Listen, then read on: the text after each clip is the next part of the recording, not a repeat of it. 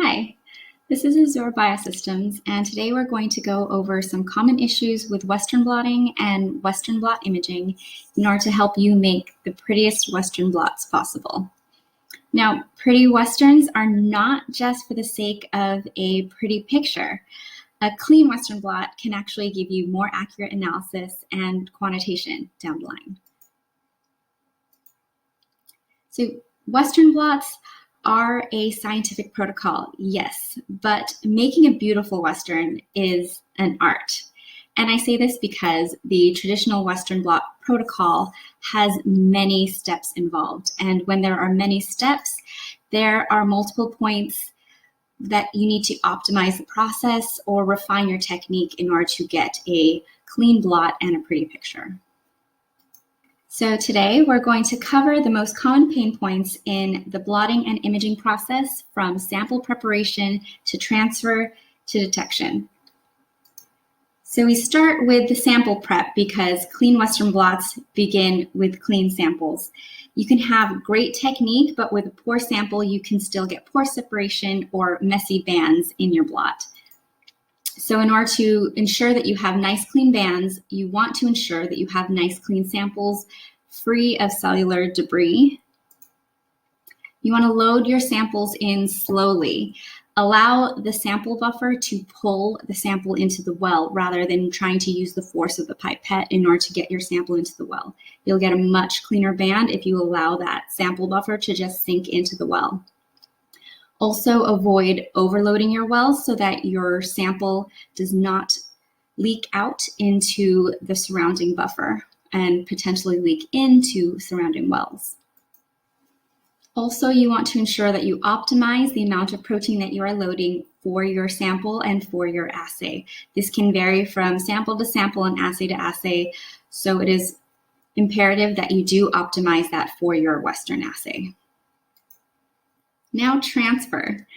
Transfer is important because it can mean the difference between clear bands and quantitative results and poor quantitation abilities. One common thing that we see is bubbles, and these bubbles are caused by little air pockets in your transfer stack where the protein is moving around that air pocket and causing these gaps in your bands. And obviously a large gap like this is going to really mess with a pretty picture, but also even a small bubble right here is going to affect the quantitation of that band. When you are comparing the volume of one band to another, a gap in that signal is going to affect your total volume. So in order to get rid of those bubbles, you want to make sure, one, that you have adequate transfer buffer. Make sure that your gel, your membrane, your sponges, your filter paper are all thoroughly wet with that transfer buffer when you create your stack so that there are no air pockets. But also press and smooth that filter paper. You want to surround your gel and your membrane with filter paper and then smooth the filter paper. Do not touch the membrane itself, but use a gloved finger on your filter paper or a roller to remove excess air and excess bubbles and make sure that those are in very good contact. And you also want to degas your transfer buffer. When you create some new transfer buffer for your assay, you want to give that some time to degas in order to remove any of those micro bubbles within the buffer itself, and that can help to ensure you do not get these little bubbles in your transfer. Another thing that we see fairly often is these swirls.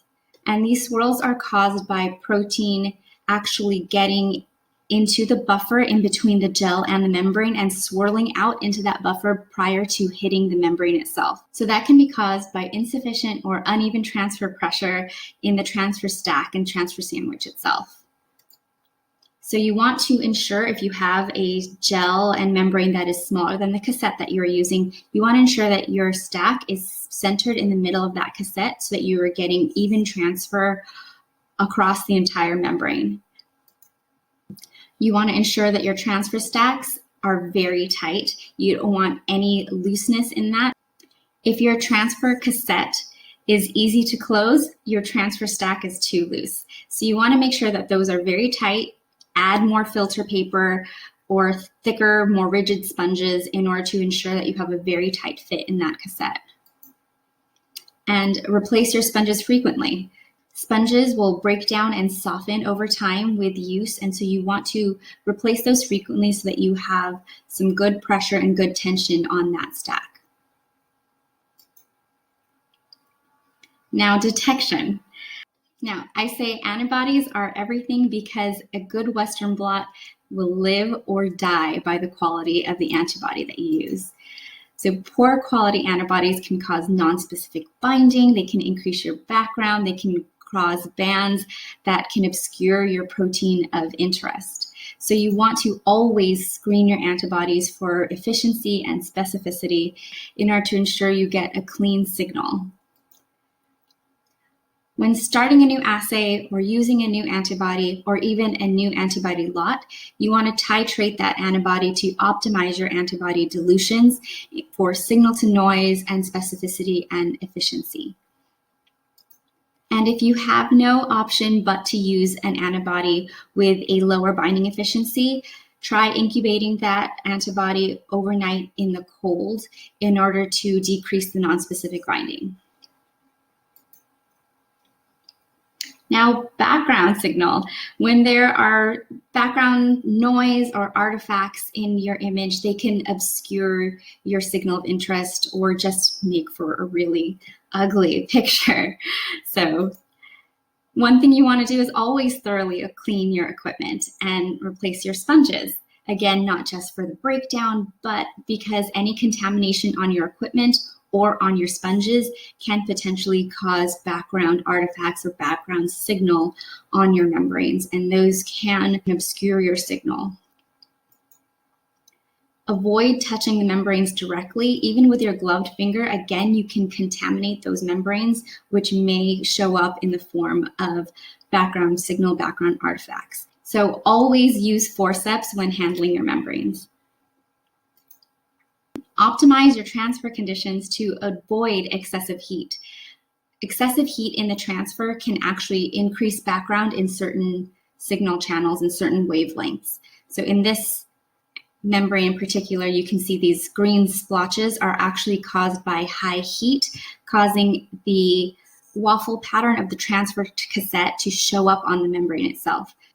Or even if you are using a transfer cassette that does not have a waffle pattern, excessive heat can just increase the general background in certain channels.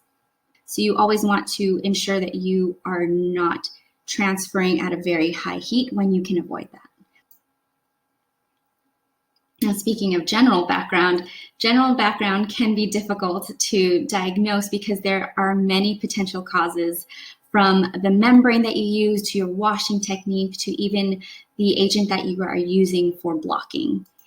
So you always want to wash your membrane very thoroughly in between each step in order to remove any antibody that can potentially be sticking or increasing your background.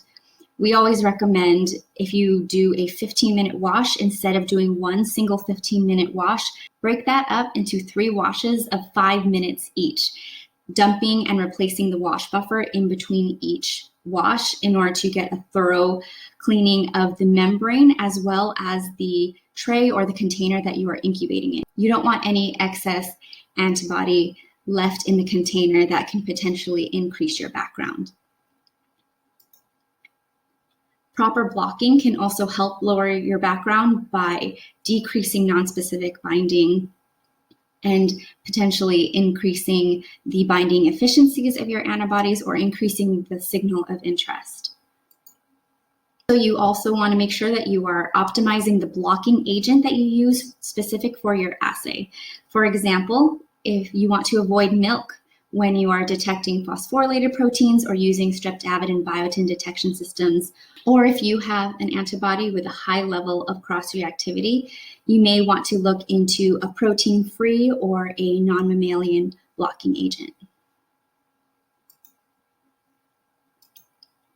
Specifically for fluorescence, you want to use a membrane that is intended for fluorescence. PVDF membranes, regular PVDF membranes, actually have a very high degree of autofluorescence. So in the case of PVDF, you want to look specifically for a low fluorescence PVDF in order to lower that autofluorescence of the membrane itself. When working with fluorescents, you also want to do a final rinse without detergent. After you complete the blotting process, you want to rinse your membrane again without any detergent in order to remove that excess detergent, which can cause some high background signal. You also want to optimize your imaging conditions for the membrane that you are using. If you are using low fluorescence PVDF membranes, they image best dry. And so you will lower your background by drying your membrane prior to imaging.